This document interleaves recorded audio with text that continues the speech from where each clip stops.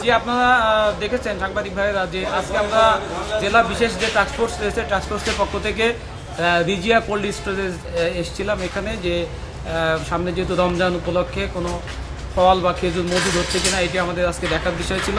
তো আমরা এই প্রতিষ্ঠানটি পরিদর্শনকালে আমরা দেখতে পাই যে ফল মজুদের পাশাপাশি কিছু খেজুর যেটি 2024 সালের নভেম্বর মাসে শেষের দিকে মেয়াদ উত্তীর্ণ হয়েছে, কিন্তু তারপরেও পলাশ ফল ভাণ্ডার নামে একটি প্রতিষ্ঠান এটি বেশ কিছু ফল বিক্রি করেছে তারপরেও। আর আমরা আজকে আনুমানিক 30 বস্তার মতো মেয়াদ উত্তীর্ণ খেজুর জব্দ করেছি, যেগুলি আসলে বিক্রয়ের জন্য সংরক্ষিত ছিল।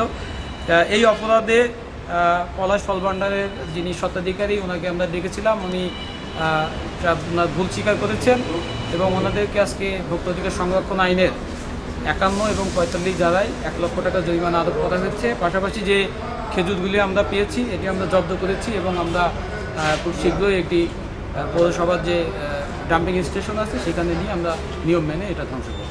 ধন্যবাদ স্যার। আপনার নামটা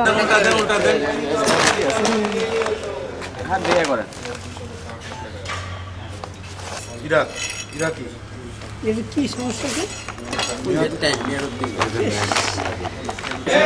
তারা কিন্তু বিভিন্ন সময় খেজুরের দামগুলো কিন্তু বের করা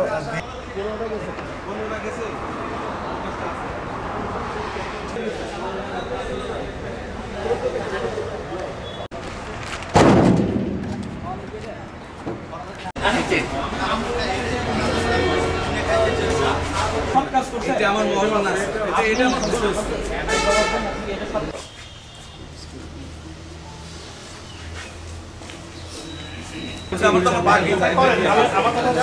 এক্সেসিভ লাভ যেন না হয়, যেটা এখন আসেন স্যার।